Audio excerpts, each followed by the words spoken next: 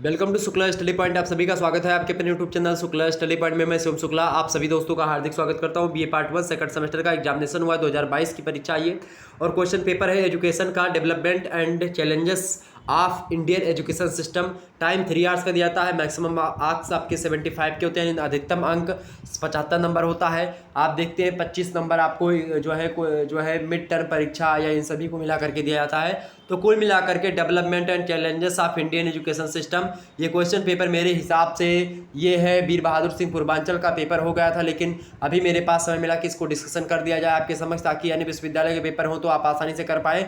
इसके अलावा जिन विश्वविद्यालय के पेपर अभी नहीं है उनके लिए एक प्रकार से मसौदा का कार्य करेगा, या फिर जो हमारे छात्र छात्र 23-24 में आने वाले हैं उनके लिए बहुत महत्वपूर्ण होगा ये। तो आइए हम बात करते हैं किस प्रकार से पेपर आता है और कैसे कैसे प्रश्न पूछे जाते हैं। देखिएगा, नोट करा कि attempt questions from all sections as per instructions, निर्देशानुसार सभी खंडों से प्रश्नों के उत्तर दीजिए। सेक्शन ए की बात की यानी खंड सा की बात, खंड आ की बात की जाए, very short answer type question पूछे जाते हैं। अति लघु उत्तरीय प्रश्न यहाँ से आप देख सकते हैं। नोट आपसे कह रहा कि attempt all parts of this question give answer of each question in part, मतलब इन अबाउट 50 वर्ड्स, यानी कि इस जो है प्रश्न के सभी भागों के उत्तर आपको करने हैं।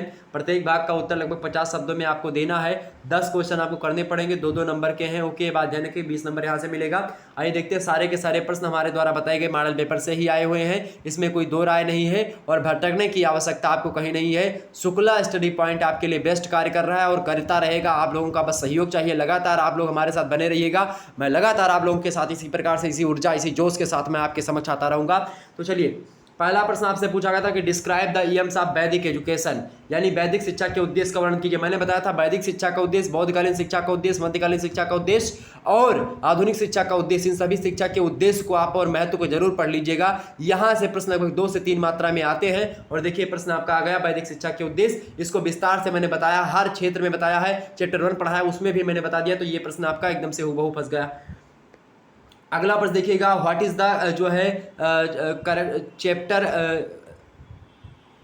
चार्टर एक्ट ऑफ जो है 13, यानी कि आपसे कह रहा है कि 1813 ईस्वी का जो आज्ञा पत्र है इसके बारे में बताइए। तो 1813 ईस्वी का जो आज्ञा पत्र है इसके बारे में भी विस्तार से चर्चा करी है। फर्स्ट मॉडल पेपर आपको याद करिएगा, उसमें मैंने 1813 की ईस्वी के जो एक प्रकार से चार्टर एक्ट था उसके बारे में विस्तार से बताया, आप देख सकते हो। इसके अलावा तीसरा प्रश्न आपसे, व्हाट इज पबज्जा संस्कार। पबज्जा संस्कार के बारे में मैंने विस्तार से समझाया है। कोई व्यक्ति यह कह नहीं सकता कि मैंने इसको नहीं बताया है। पबज्जा संस्कार, यज्ञोपवीत संस्कार, विद्यारंभ संस्कार, समावर्तन संस्कार, तमाम प्रकार के संस्कार जो कि विद्या से संबंधित है, उन सभी संस्कारों पर मैंने विधिवत तरीके से चर्चा करी है। कहा कि क्रीड़ा शरीरम संस्कारम समाजो दर्शनम, इस प्रकार तमाम प्रकार की चीज़ों को मैंने बताया किस प्रकार संस्कार के बारे में चीज़ें होती। 16 संस्कार, 40 संस्कार, सभी प्रकार के संस्कारों के बारे में बताया। और संस्कार क्या होते, मैंने यज्ञोपवीत संस्कार को पढ़ाते हुए तमाम प्रकार के श्लोकों को बताया है कि यज्ञोपवीतम परमं पवित्रम प्रजापते यत सहजम पुरस्तात् आयुष्यमग्रम प्रतिमुक्ष शोभ्रम यज्ञोपवीतम बलमस्तु तेजः। ये देखिए, यज्ञोपवीत संस्कार बड़ा एक प्रकार से कहने के पे विद्यारंभ अगर आप पढ़ने जाते तो यज्ञोपवीत धारण करना परम आवश्यक होता है, क्योंकि यज्ञोपवीत जो होता है वो व्यक्ति को आंतरिक और बाह्य रूप से पवित्र करता है।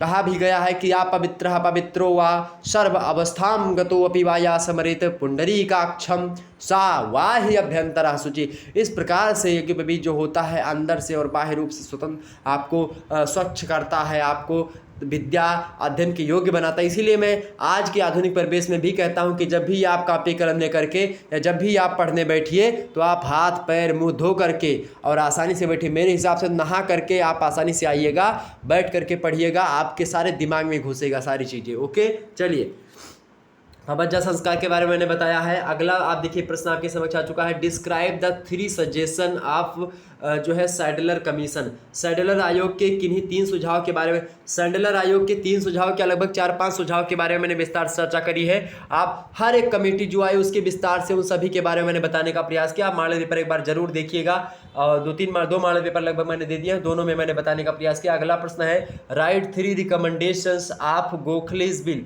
देखिए, गोखले बिल की 3 सिफारिशें, इसके गोखले बिल के यानी जो है गोपाल कृष्ण गोखले, इनके बारे में मैंने इन्होंने शिक्षा के बारे में जो कहीं ना कहीं पे अपने बिल में जो चीज़ें बताई थी उसके बारे में मैंने बताया था, विस्तार समझाया था। ये भी आप लिख सकते थे बड़े आसानी से। इसके अलावा देखिए ये छठवां प्रश्न है व्हाट इज ब्रेन ड्रेन। अच्छा, ब्रेन ड्रेन के बारे में मैंने 2-3-4 बार इसको समझाया है कि प्रतिभा पलायन जो होता है किस प्रकार से आजकल प्रतिभा पलायन तो बहुत अधिक मात्रा में हो रहा है कि लोग पढ़ रहे हैं भारत में, और जब जब टैलेंट उनका जो है कहीं ना कहीं पे बाहर आने लगा तो विदेशी लोग उनको बुला लेते हैं और वहाँ पर चले। तो प्रतिभा पलायन आज क्यों हो रहा है? प्रतिभा यानी कि जैसे भारत में कोई इंजीनियर निकला बड़ा बढ़िया सा, तो उसको अमेरिका ने तुरंत जो है यहाँ पर भारत में 1 लाख रुपए मिल रहा था, वो 5 लाख रुपए देकर के बुला लिया। ठीक है, तो आप भाई रुपए के लिए लोग चले जाएंगे भाई। ठीक है, तो इसलिए क्या होता है, ये प्रतिभा पलायन आजकल बहुत ज़्यादा अधिक मात्रा में हो रहा है। तो ये प्रतिभा पलायन मतलब क्या होता है कि जो प्रतिभा है अपने देश की वो दूसरे देश में जा रही है, अलग देश में जा रही है, तो इसी को प्रतिभा पलायन कहते हैं। इसको बारे में विस्तार समझाया। अगला पर देखिएगा व्हाट इज पॉपुलेशन जो है एक्सप्लोजन, जनसंख्या विस्फोट क्या है इसके बारे में बताइए। इसके बारे में मैंने चर्चा करी जनसंख्या विस्फोट के बारे में। ठीक है, ये तो सभी लोग जानते हैं। वहीं अगला प्रश्न देखिएगा, देखिए ये प्रश्न मैंने बताया था कि right 3 characteristics of education policy 2020 यानी 2020 की जो शिक्षा नीति है, शिक्षा नीति 2020 न्यू एजुकेशन पॉलिसी, उसकी 3 विशेषताएं लिखिए। मैंने सारी विशेषताओं के बारे में बताया था, किस प्रकार से बताया था, किस प्रकार से पैटर्न चेंज हुआ, किस प्रकार से आप चाहे इतिहास मैथ एक साथ पढ़ सकते हो, किस प्रकार से आप जो है आप बीए में 1 साल पढ़े और उसके बाद में छोड़ दिया तो आपको भी कुछ ना कुछ मात्रा में चीज़ें दी जाएंगी, सर्टिफिकेट मिलेगा। सेकंड ईयर में छोड़ा तो भी सर्टिफिकेट मिलेगा, थर्ड ईयर में छोड़ा तो भी आप कहीं ना कहीं पे तो आपको एक प्रकार से पूरी डिग्री मिल जाएगी। तो इस प्रकार से मैंने चीज़ों को बताया था, आप लोगों ने देखा होगा न्यू एजुकेशन पॉलिसी को। अगला प्रश्न देखिएगा what do you understand by poverty line यानी गरीबी रेखा से आप क्या समझते हैं, इसके बारे में मैंने चर्चा करी है। निर्धनता का चैप्टर भी मैंने बताया ऑलरेडी, उसको भी देख लीजिएगा। अगला प्रश्न देखिएगा mention 3 features of Mudaliar commission, Mudaliar आयोग की 3 विशेषताएं, इसके बारे में मैंने चर्चा करी है। देखिए जनसंख्या वाला और गरीबी रेखा वाला एक प्रकार से शिक्षा से कहीं ना कहीं पे थोड़ा सा इतर प्रश्न आ गए हैं, ये जियोग्राफी के प्रश्न इसमें आकर के घुस गए थे, लेकिन फिर भी ये एजुकेशन के लिए भी महत्वपूर्ण है, चूंकि एजुकेशन वाले छात्र छात्राओं को भी पता होना चाहिए कि गरीबी रेखा क्या होती है, और ताकि वो पढ़ लिख करके ऐसा ना हो कि गरीबों को भूल जाए, इसीलिए खास करके इसको रखने का प्रयास। जनसंख्या किस प्रकार से बढ़ रही है तो एजुकेशन वाले जो बच्चे हैं किस प्रकार से उसको कम कर सकते हैं, इसलिए इसमें रखा गया इसको। ठीक है, सेक्शन बी की हम बात करें तो सेक्शन बी में आप देखिए खंडवा के शॉर्ट आंसर टाइप क्वेश्चन पूछे जाते हैं, लघु उत्तरीय टाइप के प्रश्न।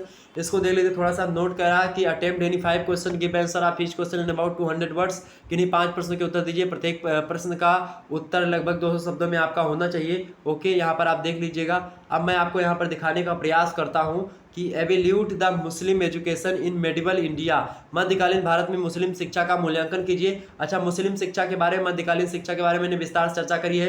मुसलमानों की किस प्रकार शिक्षा दी थी, कहाँ कहाँ पर शिक्षा दी थी, सभी के बारे में मैंने बताया था, विस्तार समझाया था इसको भी।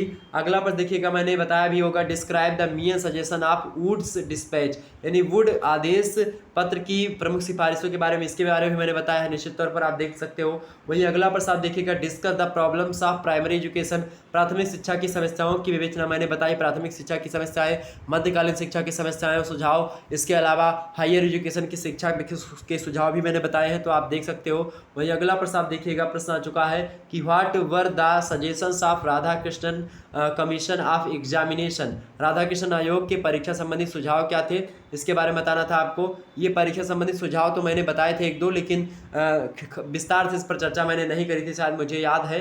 अगला प्रश्न देखिएगा what is the operation black board explain it यानी ऑपरेशन ब्लैक बोर्ड के बारे में मैंने विस्तार चर्चा करी है, इसको कोई कह नहीं सकता कि मैंने नहीं बताया, विस्तार समझाया है, इसकी व्याख्या भी करी, ये भी प्रश्न आपका हो जाता है। वहीं अगला प्रश्न आप देखिएगा, 7वां प्रश्न आपके स्क्रीन पर आ चुका बाबू। प्रश्न क्या आ चुका है कि describe the main suggestion of Hunter commission, Hunter आयोग के मुख्य सुझावों का वर्णन, इसके बारे में मैंने बताया विस्तार से, ये भी आपका हो जाता। वहीं अगला प्रश्न आप देखिएगा, 8वां नंबर प्रश्न है कि describe the modified education policy 1992 यानी कि आप देखते हैं जो राष्ट्रीय संशोधित शिक्षा नीति आई 1986 ईस्वी में, जो शिक्षा नीति आई थी उसी में कुछ कमियां रह गई थी, उसको संशोधित करके 1992 ईस्वी में एक शिक्षा नीति आई गई, उसके बारे में बताना था, तो ये भी मैंने आपको कुछ मात्रा में चर्चा करी है।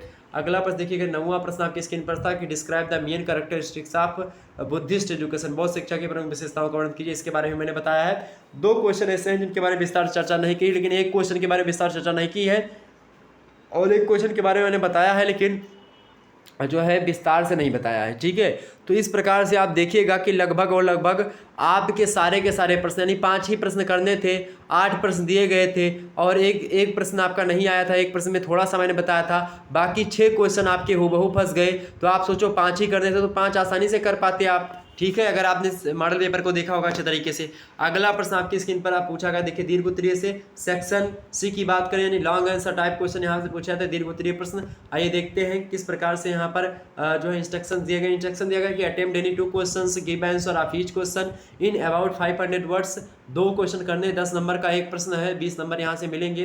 किन्हीं 2 प्रश्नों के उत्तर दीजिए, प्रत्येक प्रश्न का उत्तर लगभग 5 शब्दों में होना चाहिए। देखिए प्रश्न आपकी स्क्रीन पर आ चुका है बाबू कि डिस्कस द जो है ओरिएंटल एंड एंग्लिस्टिक या anglicist controversy in educational history of India and explain the role of जो है Macaulay to solve this controversy. इसके बारे में मैंने बताया है कि भारतीय शिक्षा के इतिहास में प्राच्य पाश्चात्य विवाद, इसके बारे में मैंने विस्तार चर्चा करी है और इसकी विवेचना करनी थी और इस विवाद को हल करने में मैकाले की भूमिका को स्पष्ट कीजिए। मैकाले के बारे में मैंने विस्तार से समझाया था, आप लोगों ने देखा ही होगा लॉर्ड मैकाले के बारे में। अगला प्रश्न आप देखिएगा 11वां प्रश्न, describe the recommendations of Kothari commission and bring out it's merits and demerits. इसके बारे में देखिए कोठारी आयोग के बारे में, कोठारी कमीशन की जो संस्तुतियां थी उनके बारे में मैंने विस्तार से बताया है और इनके गुण और दोषों के बारे में बताया। तो आप देखिएगा ये हूबहू प्रश्न आ चुका है और इसके बारे में मैंने बताया भी है। तो इस प्रकार से आपका यही प्रश्न हो जाता, 2 ही प्रश्न करने थे। वहीं अगला प्रश्न देखिएगा, what are the main problems of higher education, give your suggestion to remove them.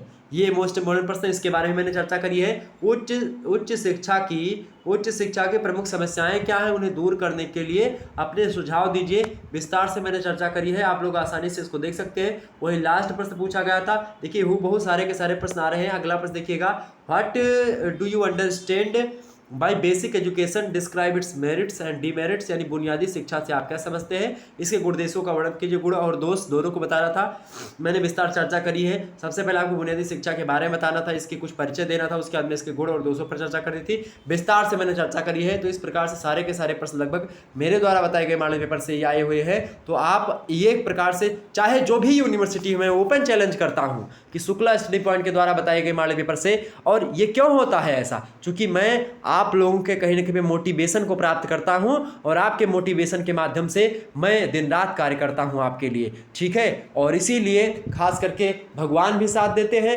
आप लोग भी साथ देते हैं और खुद मैं मेहनत भी करता हूं। तो तमाम प्रकार की चीज़ों को साथ में लेकर के हम आगे बढ़ते हैं। इसीलिए आप देखते हैं कि शुक्ला स्टडी पॉइंट के द्वारा बताए गए मॉडल पेपर से लगभग सारे के सारे प्रश्न हूबहू एग्जाम में फंस जाते हैं। Okay, thank you so much. आप मिलते हैं फिर नेक्स्ट वीडियो में, तब तक के लिए जय हिंद, जय भारत। बहुत बहुत धन्यवाद सभी का हमारे से जुड़ने के लिए। इसी प्रकार से अपना प्यार हमेशा बनाए रखिएगा। बहुत बहुत धन्यवाद। सोशियोलॉजी का ये मैंने बताया था 7 इंपॉर्टेंट टॉपिक्स, यहीं से लगभग बहुत सारे प्रश्न पूछे गए होंगे।